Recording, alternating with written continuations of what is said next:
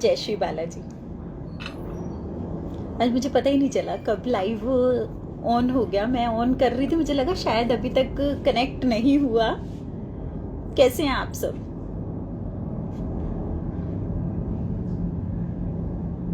मैं भी ठीक हूँ।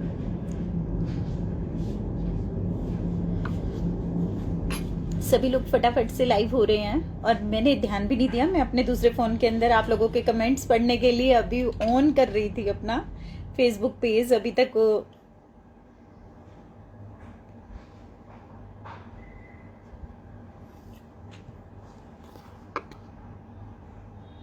Neha Chaurasia, Mani Chawla, Sushila Gulati, Rajveer Dhaliwal. Rajveer ji, thank you so much. जय Shri Balaji to all of you. Sanjay ji, Atal, Sunita, Anjana Kalia, Monika Sharma, Sanjay Kandalkar, Neelam Arora, Bansilal Bansal, Babli Jaiswal. जय श्री बालाजी। आज का टॉपिक तो आप सबने देख ही लिया होगा ना, टाइटल। मैंने अभी शायद 10-15 मिनट पहले ही फेसबुक पे डाल दिया था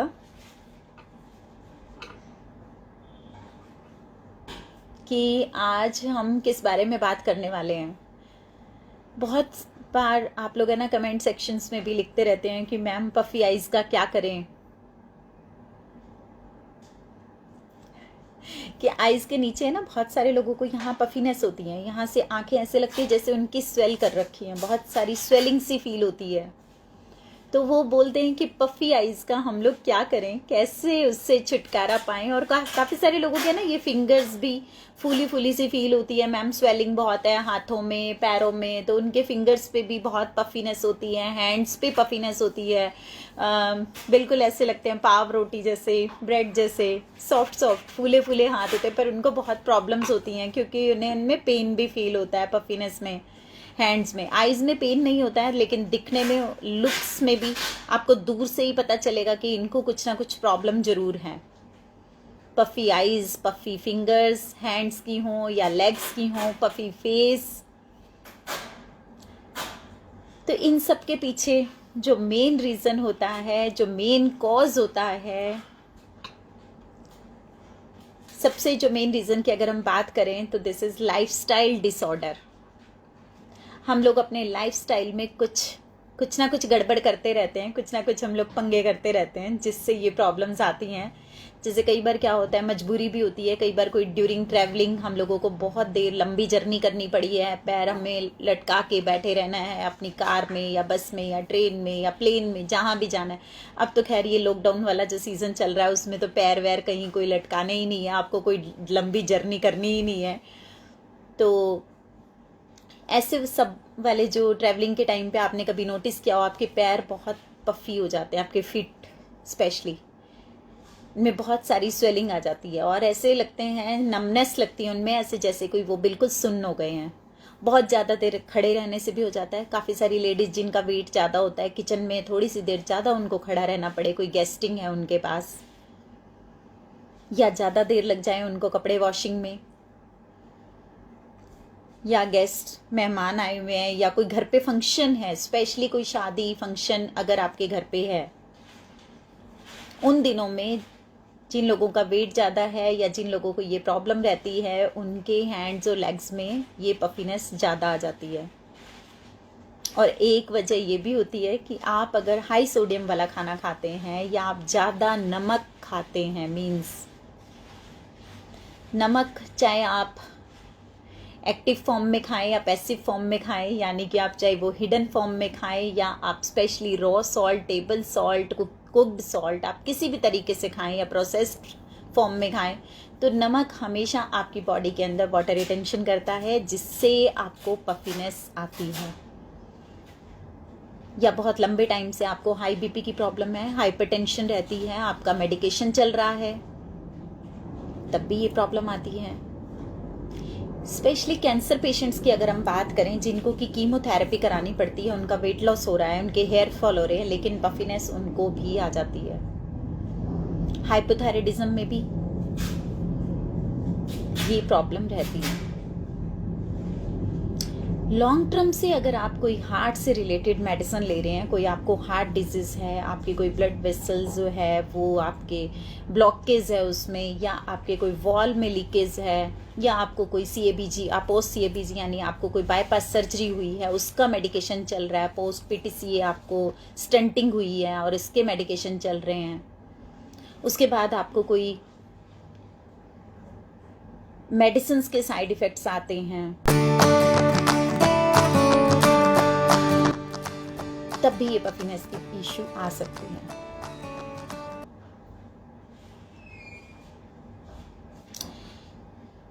ये जो दिक्कत है, इस दिक्कत में आप ये हमेशा रियलाइज़ करते हैं कि क्या ऐसे कुछ डाइटरी चेंजेस हैं जिससे हमें इनसे छुटकारा मिल जाए। हाउ टू गेट रिड, बिल्कुल है। कुछ डाइटरी चेंजेस ऐसे हैं जो बहुत ही इजी गोइंग है, बहुत जल्दी आप अपने डाइट में उन चेंजेस को ला सकते हैं और आप इस पफीनेस से छुटकारा पा सकते हैं रियली। चाहे वो पफीनेस आपकी आंखों की है या आपके हाथों की, पैरों की, उंगलियों की है, आप बिल्कुल छुटकारा पा सकते हैं। लेकिन उससे पहले मैं एक बार मिल लूँ मेरे साथ कौन कौन लाइव हो चुका है, और आप जो भी लाइव हो चुके हैं प्लीज़ इस वीडियो को शेयर ज़रूर करें जिससे कि बाकी लोगों को भी इसका बेनिफिट मिले। मुकेश जी, बबली जायसवाल जी, सुमन त्रिपाठी, लक्की कालड़ा, नरसिंह जी, जयश्री बालाजी, बबीता अग्रवाल, संतोष मूर्ति, साक्षी गर्ग, मोना अग्रवाल, अजब सोलंकी, जयश्री बालाजी, ज्योति जला, संतोष जी। हाँ जी बिल्कुल संतोष जी, मैं इसके लिए माफ़ी मांग चुकी हूँ कल कि मैं इतने दिन से, और मैं वजह बता चुकी हूँ। It's a very genuine reason कि मैं लाइव इतने दिन से क्यों नहीं थी। आप मेरा कल का वीडियो ज़रूर देखें। धर्मपाल कंसल जी, अनीता मित्तल जी, मुकेश जी, रेखा पारिक जी, जयश्री बालाजी, डॉली गुप्ता, संजय कंडालकर,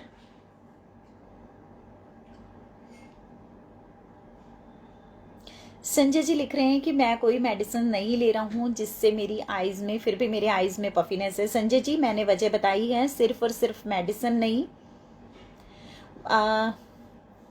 आप वर्कलोड भी कह सकते हैं। अगर आपका वर्कलोड है, ज़्यादा देर खड़े रहना पड़ रहा है आपको, या आपके खाने में सॉल्ट इनटेक ज़्यादा है, या आप मार्केट फूड ज़्यादा खाते हैं या प्रोसेस्ड फूड ज़्यादा खाते हैं, आपके लाइफस्टाइल डिसऑर्डर्स मैंने बहुत सारे बताए हैं, अगर उनमें से कुछ एक आध रीज़न भी है तब भी पफीनेस आ सकती है। या आपका स्लीप अच्छा नहीं है, अगर आप गुड स्लीप नहीं लेते, अगर आपकी नींद में प्रॉब्लम है, आपको स्लीप एपनिया या स्लीप डिसऑर्डर्स हैं, तब भी आपके आइज़ में पफीनेस आ सकती है। आपको आइज, अंडर आई सर्कल्स आ सकते हैं, फाइन लाइन रिंकल्स आ सकते हैं। Kulwinder Kaur, hello Jaypreet, how are you. Jyoti, Manju Kukreja, hello Divya, Ravikant Dhariwal, Anita Verma, Jyoti Murchani, Reshu Gupta,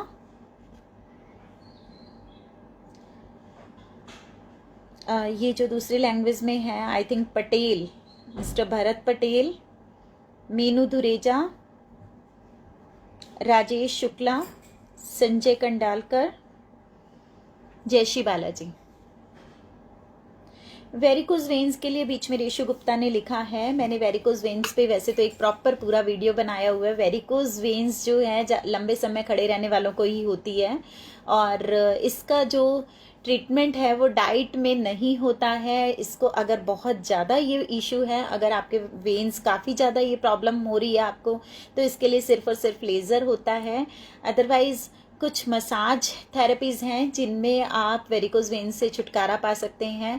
fruit juices से मसाज अगर आप करते हैं तो वेरिकोज वेन्स आपको काफ़ी हद तक उससे छुटकारा मिलता है। जैसे आप ऑरेंज जूस से मसाज करें या आप उसमें शुगर केन जूस से मसाज करें। ये जो मसाज है इससे आपको वेरिकोज वेन्स से काफ़ी हद तक छुटकारा मिलता है अगर वो इनिशियल स्टेज पे है। और अगर ये बढ़ चुकी है प्रॉब्लम तो आपको लेज़र ही कराना पड़ता है इसके लिए, इसके अलावा कोई ट्रीटमेंट नहीं है। और ये स्टॉकिंग्स पहनना, टाइट सॉक्स पहनना, एक्सरसाइजेस करना, ये सब चीज़ें आई थिंक आप कर चुके होंगे, और नहीं की हैं तो आप ये सब कर सकते हैं। वेरिकोज वेन्स के जो स्पेशलिस्ट होते हैं वो आपको सीधा लेज़र पे नहीं लेके जाते, वो पहले आपको स्टॉकिंग्स के बारे में बताएंगे, आपके साइज़ के अकॉर्डिंग वो मैन्युफैक्चर की जाती हैं और उसी से ही आपको इसमें रिलीफ मिलता है, आपका ब्लड सर्कुलेशन जो है वो वापस से अच्छा स्टार्ट हो जाए। मैथिली शरण जी, हाँ जी मैथिली शरण गुप्ता जी, मैं बहुत दिनों के बाद लाइव आई हूँ, कल भी आई थी और आज आई हूँ, अभी 2 दिन से ही दोबारा।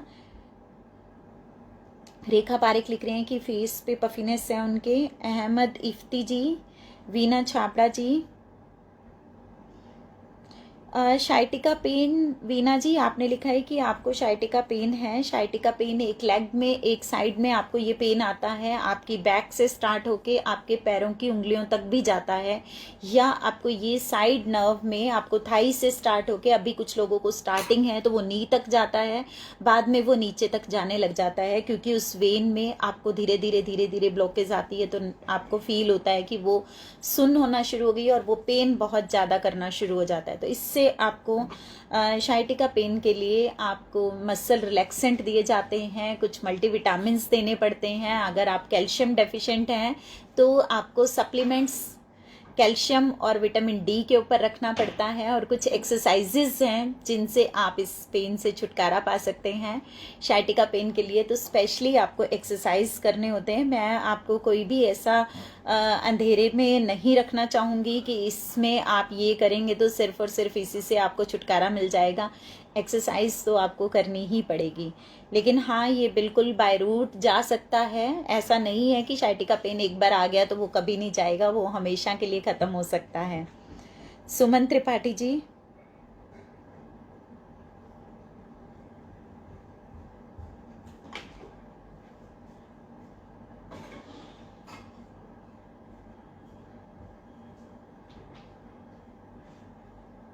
सुमन जी आपने क्या लिखा है मुझे आपका समझ में नहीं आया है, आप दोबारा लिखिए प्लीज़। ज्वाला जी, जय श्री बाला जी, अहमद जी, आपके काफ में दर्द रहता है। अहमद जी आप काफ के लिए कुछ एक्सरसाइजेस करें, आप अपने बॉडी का एक कैल्शियम और विटामिन डी का टेस्ट कराएं। अगर कुछ डेफिशिएंसी है तो उससे रिलेटेड फूड आप अपने डाइट में शामिल कर सकते हैं। डाइट थोड़ा सा हाई प्रोटीन लें, हाई कैल्शियम लें। दिव्या गोयल, अजय शर्मा, महेंद्र थोलिया, सविंद्र कौर, जय श्री बालाजी। अभी हम जिस बारे में बात कर रहे हैं कि पफीनेस की, तो उसमें हम कैसे छुटकारा पाएं, अभी उस बारे में हम डिस्कस करें। आप लोगों के सवाल मैं लेती रहूँगी, उसके बाद भी हम लेते रहेंगे। उसमें सबसे पहले आपको क्या करना है, आपने अपने खाने में नमक को कम करना है, यानी कि सोडियम की मात्रा को कम करना है। बंद नहीं करना है, थोड़ा कम करना है।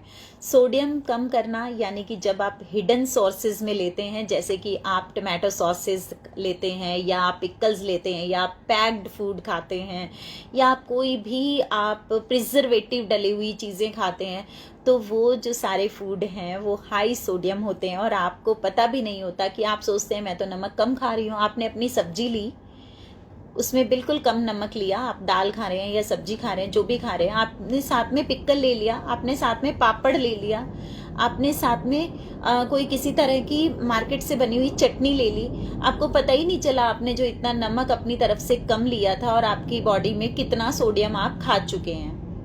तो इन सब चीज़ों से जब आपकी बॉडी में सोडियम लेवल हाई हो जाता है तो बॉडी वाटर रिटेंशन करना शुरू कर देती है। तो वो वाटर रिटेंशन आपके बॉडी के किसी पार्ट में तो विजिबल होगा ही, दिखना शुरू होगा। सबसे पहले फेस पे विजिबल होता है, तो वो आईज के नीचे आपको दिखना शुरू हो जाता है। वाटर रिटेंशन से छुटकारा पाना है तो आपको कुछ डायरोटिक चीज़ें लेनी होती है, जिससे कि आपका यूरिन आउटपुट जो है वो बढ़ जाए।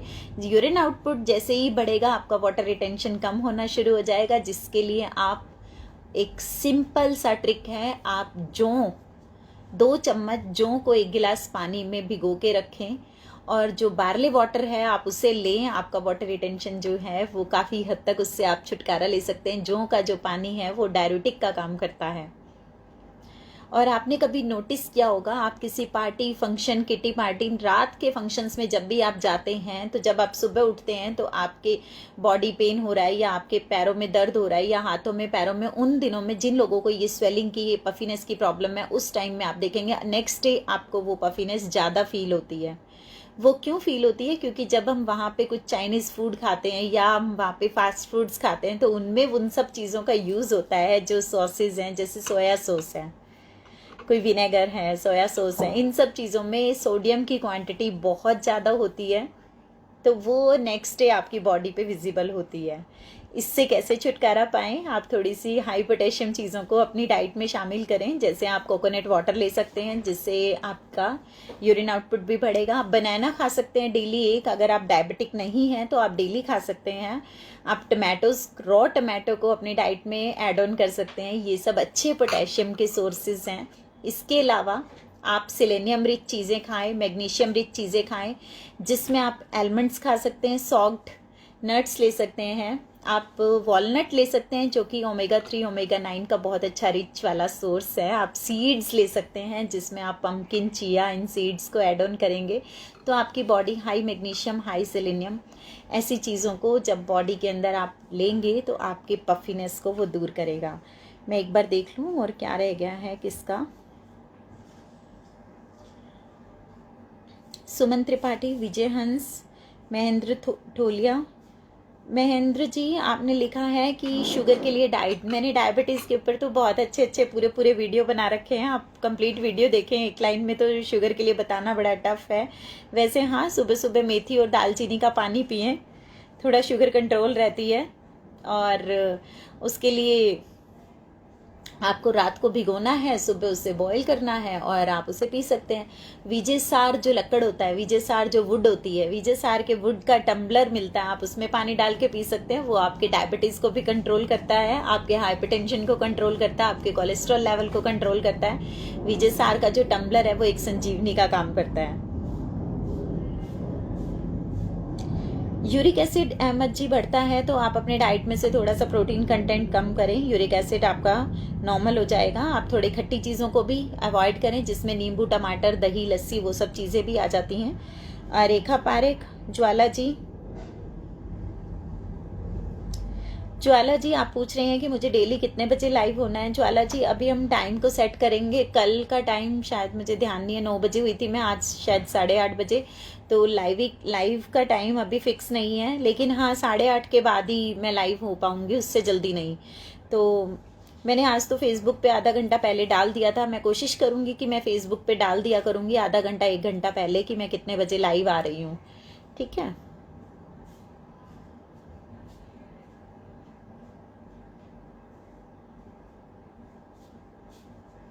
सुमन त्रिपाठी जी लिख रहे हैं कि उनको कोलेस्ट्रॉल के लिए बोला था। सुमन जी, आपका कोलेस्ट्रॉल नॉर्मल है तो अच्छी बात है। आपका कोलेस्ट्रॉल नॉर्मल है तो आपको क्या प्रॉब्लम क्या है? सुमन चुगानी, सिमी अग्रवाल। सिमी जी, आपको जो सूट नहीं करता तो कोई प्रॉब्लम नहीं है, आप जौ का पानी ना लें। मैंने बहुत सारे और छोटे छोटे टिप्स बताए हैं, आप नमक को कम करें। और मैंने जो बताई हैं हाई पोटेशियम चीज़ें और हाई मैग्नीशियम, हाई सेलेनियम, तो वो सब चीज़ें आप लें, ज़रूरी नहीं है आपको सारा कुछ लेना। संजय कंडेलकर, हाँ टमाटोज किडनी स्टोन के लिए अच्छा नहीं है, लेकिन आज हम किडनी स्टोन के लिए बात नहीं कर रहे हैं। किडनी स्टोन में भी आप टमाटो का जूस ले सकते हैं, टमाटो का पल्प ले सकते हैं, सीड्स और जो बाहर का शेल है, जो बाहर का छिलका है, सिर्फ आपको उससे नहीं लेना। बाकी किडनी स्टोन में आप वैसे आप टमाटो पल्प और टमाटो जूस को ले सकते हैं। पवन Agarwal, Mahendra ji, it's my pleasure. Mahendra थोलिया जी, नलिनी,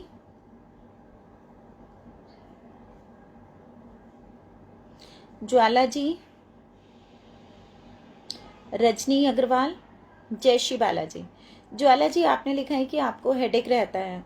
ज्वाला जी, आप माइग्रेन ना हो आपको कभी, आप थोड़ा सा बस ध्यान रखें। जिन लोगों को रेगुलर हेडेक रहता है तो वो अपने खाने को टाइम से प्रॉपरली लें। उन लोगों को क्या होता है कि जिन लोगों को डेली या रूटीन में हेडेक होता है तो इट मीन्स उनको जो हंगर पैंस हैं, जो उनको भूख लगती है, वो उनकी बॉडी को बर्दाश्त नहीं होती है, तो वो भूख लगने से पहले ही अपना खाना खा लें। क्वांटिटी भले ही कम हो, लेकिन उनको थोड़ी थोड़ी देर में जो माउथ मंचिंग की हैबिट है वो उसे कंटिन्यू रखें।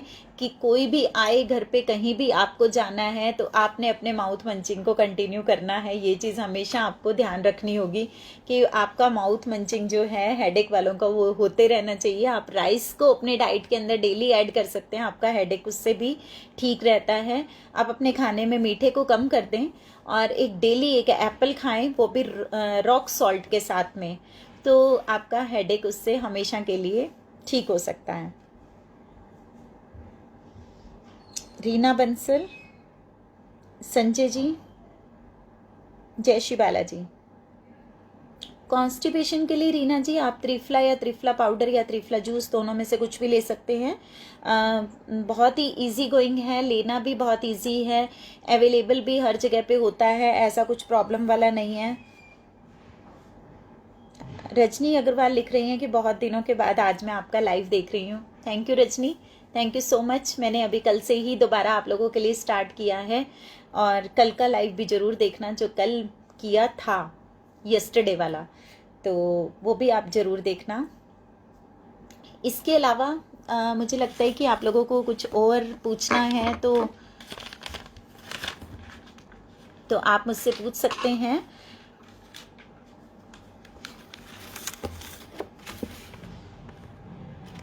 आप अपने खाने में ध्यान रखें कि जब भी आप प्रोसेस्ड फूड खाते हैं या आप जो मार्केट से बना हुआ खाना लेते हैं या मैदा मेड चीज़ें लेते हैं, तो आपने कभी नोटिस किया होगा कि उसमें बेकिंग सोडा, बेकिंग पाउडर ऐसी चीज़ें ऐड की होती हैं। उन सब चीज़ों को आप थोड़ा सा अवॉइड करें, क्योंकि ये जो प्रोसेस्ड फूड है ये भी आपके पफीनेस को बहुत बढ़ाता है। अगर आप इनको अवॉइड करते हैं तो बहुत, आप देखेंगे 2-3 मंथ्स में ही ये जो छोटे छोटे मैंने आज टिप्स बताए हैं, 2 और 3 मंथ्स में आपकी ये 2 और 3 ईयर्स से जो प्रॉब्लम थी वो 2 और 3 मंथ्स में चली जाएगी।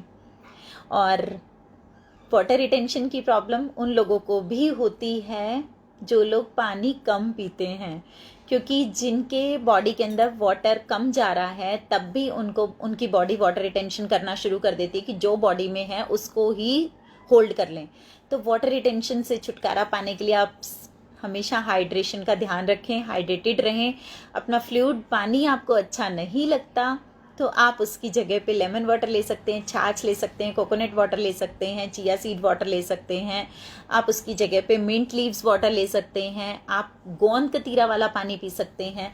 आप बहुत सारे रेमेडीज़ हैं जिनको आप ले सकते हैं। डिटॉक्स ड्रिंक्स बहुत तरीके के हैं for summer and for winter. मैं आप लोगों के साथ में शेयर करूँगी एक दिन डिटॉक्स ड्रिंक्स का वीडियो, जिसमें कि आप लोगों को हम बताएंगे कि कैसे कैसे आप उन डिटॉक्स को ले सकते हैं।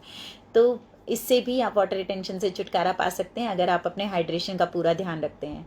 और जाते जाते हम आपसे 1-2 टिप्स और बात करेंगे। अभी मैं देख लूँ कोई और भी तो नहीं है।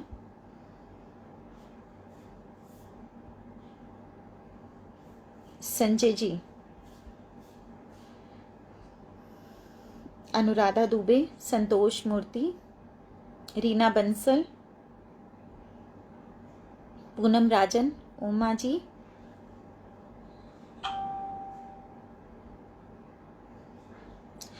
उमा जी, देखिए आपने जो गॉल ब्लैडर स्टोन की बात कही है, गॉल ब्लैडर स्टोन जो है फैट से बनता है। जो हम लोग पराठे खाते हैं, फ्राइड फूड खाते हैं, सीधी सीधी भाषा में मैं कहूँ तो वो सीधा आपका घी और तेल है जो डिपॉजिट हो जाता है। और इससे छुटकारा कैसे मिलता है? ऐसा कुछ नहीं है कि वो जो स्टोन बन गया है वो किसी भी तरीके से बाहर नहीं निकल सकता। गॉल ब्लैडर जो हमारा होता है वो एक पैक्ड थैली है, सिर्फ और सिर्फ सर्जरी ही उसका ऑप्शन है। लेकिन ये सर्जरी जो है वो बहुत ही इलेक्टिव है, आपको एकदम से ऐसा इमरजेंसी नहीं है। लेकिन अगर मल्टीपल स्टोन्स हैं, लेकिन छोटे छोटे स्टोन्स हैं, तो आपके वो कभी भी फूड पाइप में आ सकते हैं, कभी भी ERCP के लिए आपको जाना पड़ सकता है। उसके लिए तो देखिए आपकी लाइफ डेंजर में आ सकती है। लेकिन अगर स्टोन का साइज़ बड़ा है, वो जंप नहीं करता है, एक ही साइज़ का स्टोन है और वो कभी मूव भी नहीं करता है, पेन भी कभी साल या 2 साल में एक बार होता है, तो सर्जरी इलेक्टिव है। तो आप अपने किसी भी अच्छे से सर्जन से सलाह ले सकते हैं उसके लिए कि वो आपको क्या एडवाइस करते हैं। और गॉल ब्लैडर का स्टोन आपको किसी भी दवाई से, कोई भी आपको बोलता है ये इस मेडिसिन से निकल सकता है, तो ऐसा पॉसिबल नहीं है। वो एक बंद पैकेट है, निकलने का रास्ता है ही नहीं, तो वो कहीं से भी नहीं निकल सकता।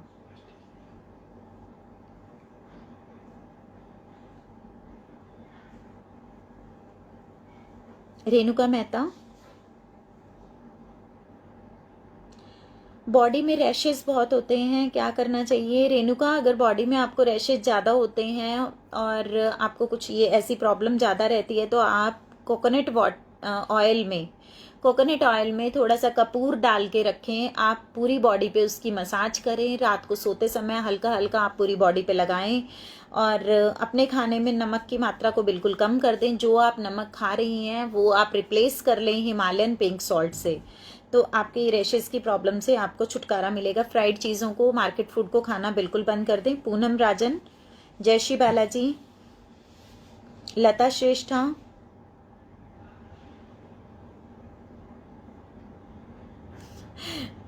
थैंक यू लता जी। मैं आपका जो कमेंट है, वो जो आपका कॉम्प्लीमेंट है, कमेंट नहीं, मैं सबको सुनाना चाहूँगी। उन्होंने लिखा है, जय Shri Balaji ma'am, I am not well since 2 weeks, lack of taste and smell sensation अभी भी है, लेकिन आज आपको देखने के बाद I am feeling so freshness.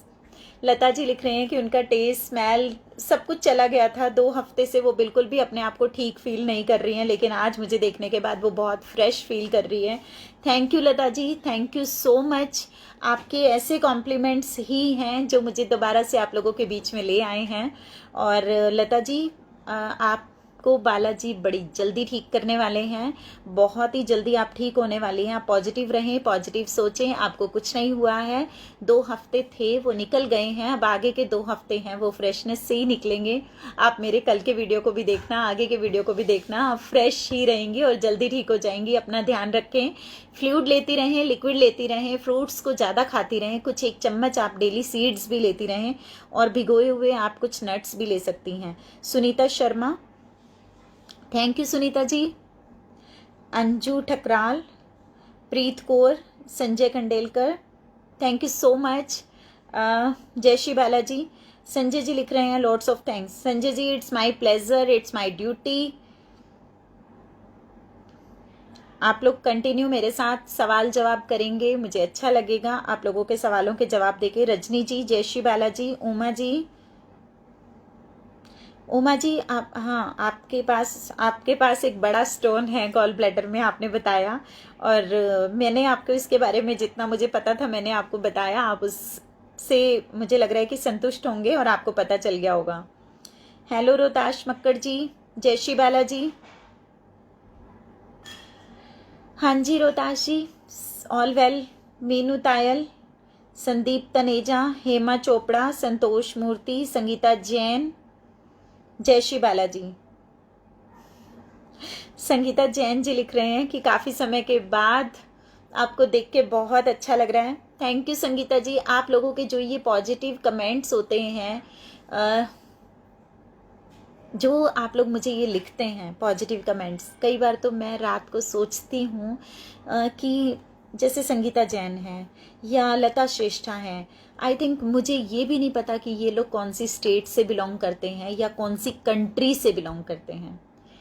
तो जो लाइव देख रहे हैं उसमें बहुत सारे लोग ऐसे हैं जो इंडिया से नहीं भी होते हैं, और उन लोगों की इतनी पॉजिटिविटी और ऐसा मेरे लिए बोलना, लिखना, मुझे कहना, मुझे ये इतनी पॉजिटिविटी देते हैं ये आपके कॉम्प्लीमेंट्स, आपके कमेंट्स, और मुझे इतना अच्छा लगता है। और मैं डेली आप लोगों के बीच में, आप लोगों के साथ होती हूँ।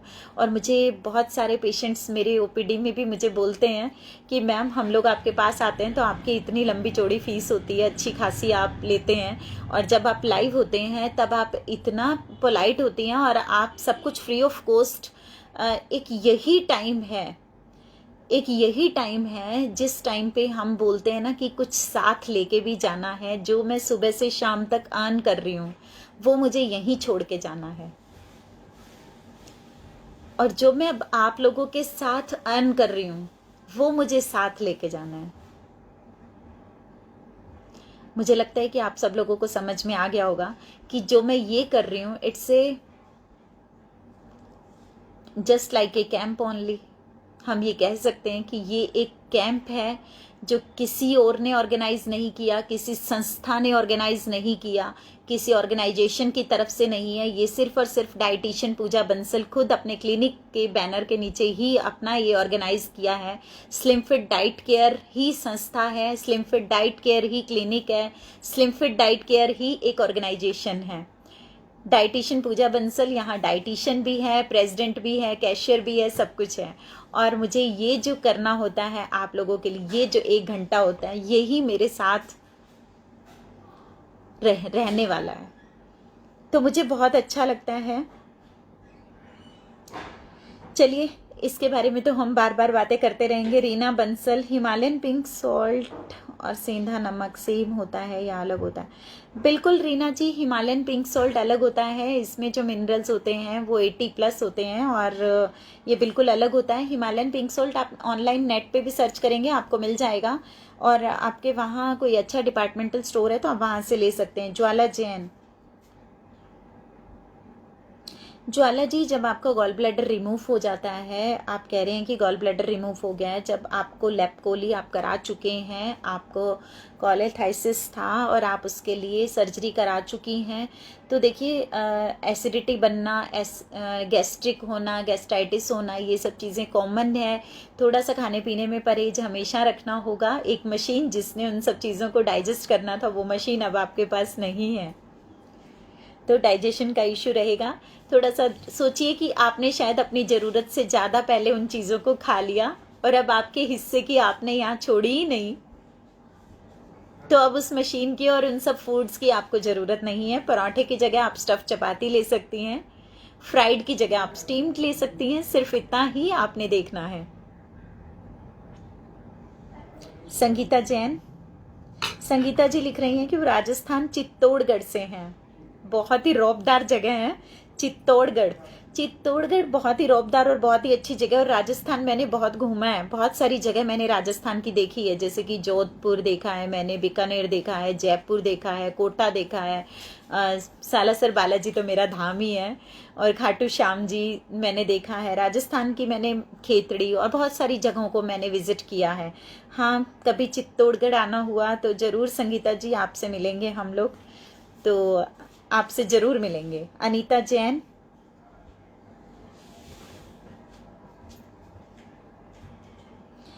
आपके पैरों में काफ़ी दर्द बता रही है अनीता जी। आप सोते समय अपने पैरों के नीचे एक पिल्लो रखें और सिर के नीचे पतला पिल्लो रखें और पैरों के नीचे थोड़ा मोटा पिल्लो रखें, और पैरों के लिए आप कुछ एक्सरसाइजेस करें। आप अपने खाने में चपाती जो है वो थोड़ी स्टफ़ कोशिश करें जिससे कि आपको हाई कैल्शियम मिलता रहे।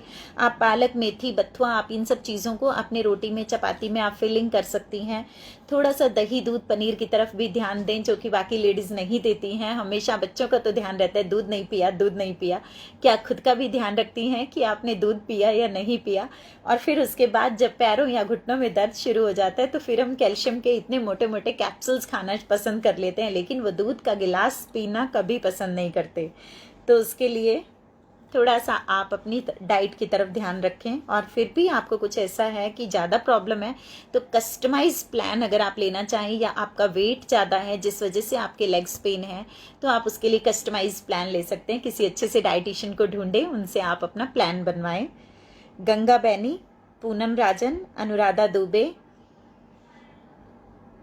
Thank you Anuradha ji, thank you so much for the nice compliment. Renuka Mehta,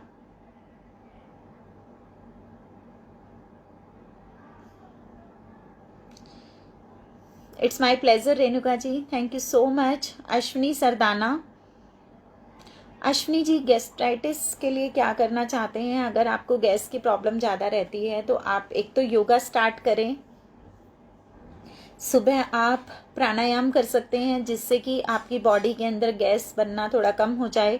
और उसके अलावा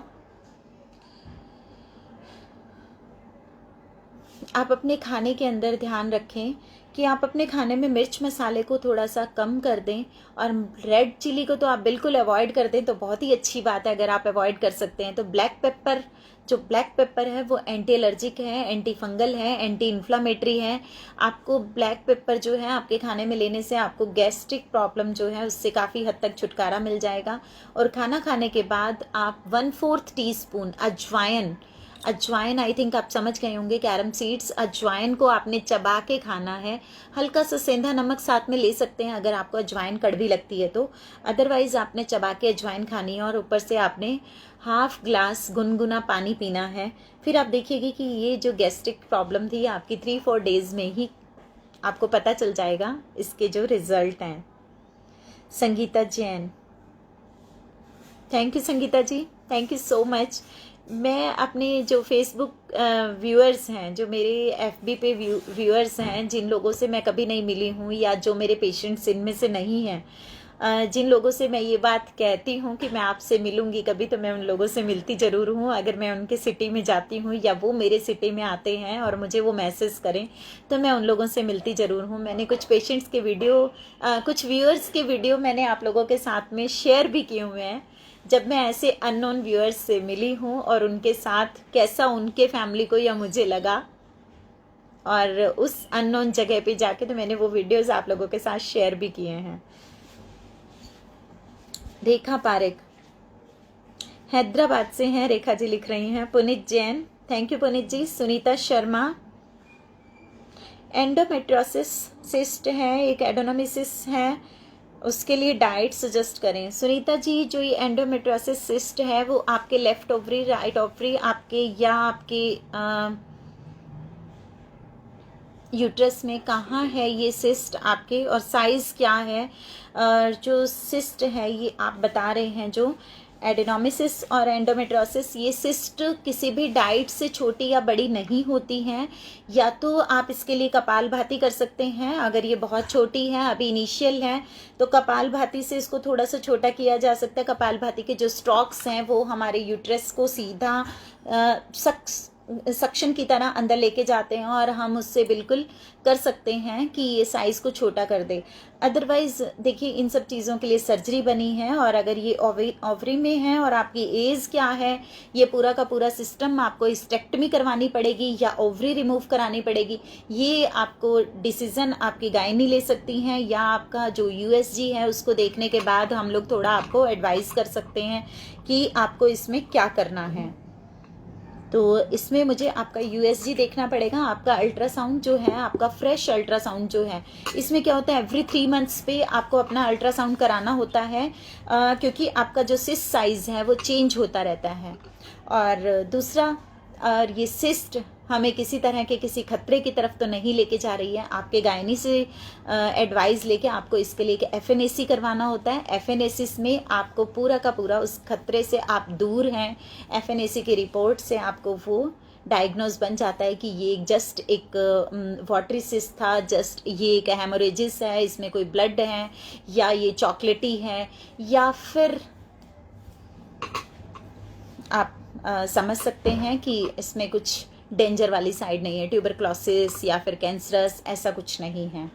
तो वो चीज़ें आपको एफएनएसी के बाद क्लियर हो जाती हैं। इनको एक बार हमें यूएसजी देखना है, देन एफएनएसी देखना है, देन इनका साइज़ कितने मंथ में कितना इंक्रीज़ हो रहा है, इस सब चीज़ों की तरफ देखना होता है। ये वॉल के साथ बिल्कुल चिपकी हुई है, किस साइड है, कैसे है, आपके ये भी चीज़ डिपेंड करती है कि आपके जो बच्चे हैं, आपकी जो डिलीवरीज हैं वो नॉर्मल हुई है या फिर सिजेरियन हुई है, सी सेक्शन से हुई है, तो भी इस चीज़ पे भी डिपेंड करता है। अगर आपके सी सेक्शन से हुई है तो ऑलरेडी आपके पेट को कितनी बार काटा जा चुका है, और अब हमें नेक्स्ट जो स्टेप है वो क्या लेना है। Dolly Sidhu, thank you Dolly, thank you so much. Lata ji लिख रही हैं, I am from Nepal. Lata ji, मुझे जान के बहुत अच्छा लगा, आप नेपाल से हैं। मेरे फादर जो हैं उनकी नेपाल के साथ बहुत सारी यादें जुड़ी हुई हैं। तो मेरे पापा मम्मी नेपाल, हम लोग तो शायद पैदा हुए थे या नहीं हुए थे, मुझे नहीं पता है। तो उस टाइम में जो नेपाल में राजा रानी भी होते थे, और उन लोगों ने वहाँ के राजा रानी के फ़ोटोज़ भी आज तक अपने रूम में लगा रखे हैं। और मेरे पापा तो नेपाल के साथ बहुत सारी यादों को, बहुत सारी मेमोरीज़ को कलेक्ट करे हुए हैं। तो नेपाल बहुत ही अच्छी जगह है। और एक छोटा सा किस्सा अगर मैं बताऊं, मेरे फादर इन लॉ और मेरे मदर इन लॉ भी नेपाल गए थे, और मेरी मदर इन लॉ उस टाइम फ्लाइट में पहली बार बैठना था उन्होंने, और बहुत साल पहले की बात है। तो मम्मी ने बोला कि मुझे फ्लाइट में बैठने से डर लगता है, कि मुझे नहीं बैठना, हवाई जहाज से मुझे डर लग रहा है कि इसका शोर, इसकी आवाज़ ऐसा, ये फिर मुझे लेके उड़ जाएगा और इतने सारे लोग इसमें बैठेंगे, कभी ये नीचे तो नहीं आ जाएगा। तो पापा ने देखा मम्मी इतना डर रहे हैं, तो पापा ने बोला कि तुम पहली बार बैठ रही, जबकि पापा को पता था। मैं ये बात फादर इन लॉ की कर रही हूँ, जो अभी हमारे साथ इस दुनिया में नहीं हैं, जिनके बारे में मैंने कल आपको बताया था। तो पापा की ये छोटी छोटी यादें जो है हमारे साथ हमेशा जुड़ी रहेंगी। और उन्होंने मम्मी से बोला कि क्या तुम पहली बार बैठ रही हो? मम्मी ने बोला हाँ मैं पहली बार बैठ रही हूँ, आपको पता तो है। बैठ पापा भी पहली बार रहे थे, लेकिन वो ऐसा शो कर रहे थे कि जैसे उनको तो बिल्कुल डर नहीं लग रहा, और उन्होंने सोचा कि अगर मैं भी डर के दिखाऊंगा तो मम्मी बिल्कुल नहीं बैठेंगे। तो उन्होंने मम्मी को बोला लाइफ में कभी तो तुम पहली बार ऑटो में भी बैठी होंगी। मम्मी ने कहा कभी तो तुम पहली बार रिक्शा में भी बैठे होंगे। बोले हाँ। तो बोले बैठने से पहले तब तुम्हें डर लगा था? मम्मी ने कहा नहीं। तो कहते एक बार इसमें भी बैठ के देखते हैं, अंदर जाके देखते हैं डर लगता है क्या। तो मम्मी चुपचाप अंदर चली गई, और अंदर जाके हवाई जहाज कब उड़ा कब नहीं उड़ा तो पापा उनको बातों में लगाए रखा, और मम्मी को कुछ पता ही नहीं चला। मम्मी कहते जब कम्प्लीटली वो पूरा का पूरा स्काई में था, तब जाके मुझे उन्होंने बोला कि अब हम लोग हवा में हैं, ऊपर हैं, आकाश में हैं। तो तब मम्मी कहते कि फिर तब मुझे पता चला, रियलाइज़ हुआ कि हम उड़ भी चुके हैं, हम लोगों की फ़्लाइट टेक ऑफ हो गई है, रनवे से चल चुके हैं, हमें कुछ नहीं पता। मैं इतनी बातों में उलझा लिया मुझे कि वो चीज़ें कई बार क्या होता है, कुछ यादें रह जाती हैं, कुछ बातें रह जाती हैं, और वो बहुत अच्छी लगती है। और उनके मुँह से सुन के बहुत अच्छा लगता था। शायद मैं उतने एंजॉइंग मेथड से आप लोगों को नहीं बता पाई हूँ जैसे वो बताते हैं। Jwala ji, thank you Jwala ji, thank you so much. आप मुझे लिख रही हैं कि मैं पानी पी लूं।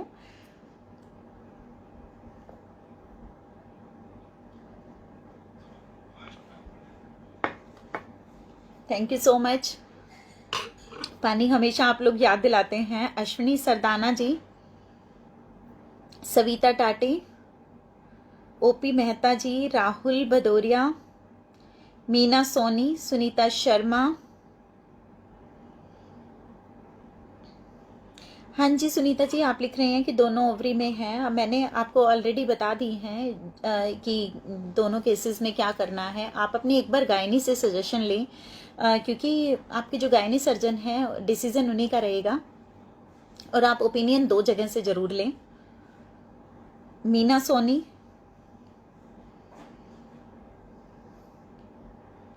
सुनीता शर्मा, मुकेशी, मीनू धुरेजा,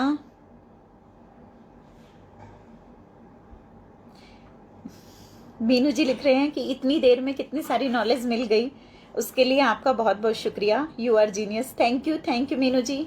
किरण देवी, किरण देवी जी लिख रहे हैं कि मैं हैदराबाद से हूँ और आपसे बात करना चाहते हैं। किरण जी आप बिल्कुल बात कर सकती हैं मुझसे, टेलीफोनिक, आप मुझसे वॉइस कॉल, वीडियो कॉल, आप जो चाहें वो मुझसे कर सकती हैं। आप मुझसे लाइव बात कर सकती हैं वीडियो कॉल के थ्रू, लेकिन बस उसके लिए एक छोटा सा प्रोसेस होता है। मेरे फेसबुक पेज पे और मेरे जो वीडियो के ऊपर जो मेरे कॉन्टेक्ट नंबर्स आपके सामने फ्लैश होते हैं,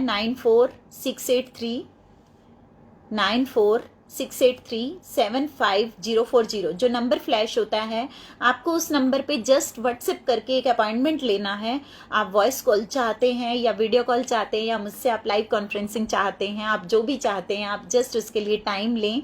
आपको उसमें सारा मेथड बता दिया जाता है व्हाट्सएप पे मैसेज के थ्रू कि आपको क्या प्रोसेस है, उसको कैसे कंटिन्यू करना है।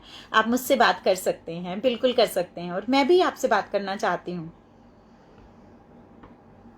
रामकुमार मंगला जी, डॉली झूथरा, सीमा पोदार, जयश्री बालाजी।